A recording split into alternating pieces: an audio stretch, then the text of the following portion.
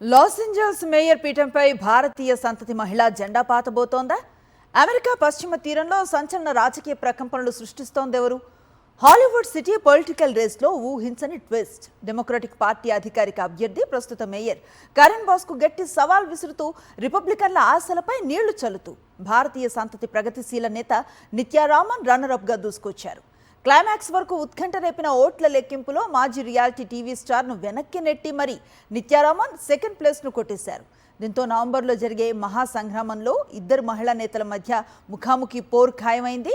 The great political డ్రామాకు సంబంధించిన వివరాల్లోకి వెళితే, లాస్ ఏంజల్స్ మేయర్ ఎన్నికల ప్రైమరీ ఫలితాలు అమెరికా రాజకీయాల్లో హాట్ టాపిక్ గా మారాయి. గత కొన్ని రోజులుగా ఉత్కంఠభరితంగా సాగిన ఓట్ల లెక్కింపులో భారతీయ సంతతికి చెందిన నిత్యారామన్ అద్భుతమైన ప్రదర్శన కనబరిచారు.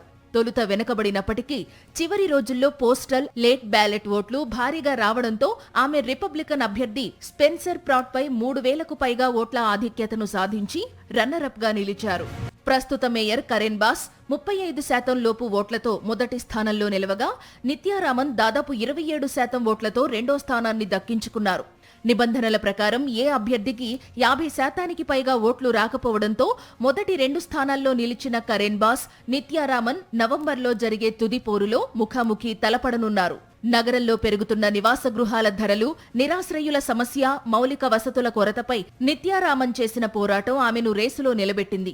ఒకవైపు డెమోక్రాటిక్ పార్టీ అధికారిక అభ్యర్థిగా ఉన్న ప్రస్తుత మేయర్ కరెన్ బాస్, మరోవైపు పార్టీలోనే తీవ్ర ప్రగతిశీల భావాలు కలిగిన డెమోక్రాటిక్ సోషలిస్టు మద్దతుదారు నిత్యారామన్ మధ్య జరగబోయే ఈ నవంబర్ పోరు ఇప్పుడు అమెరికా వ్యాప్తంగా అందరి దృష్టిని ఆకర్షిస్తోంది.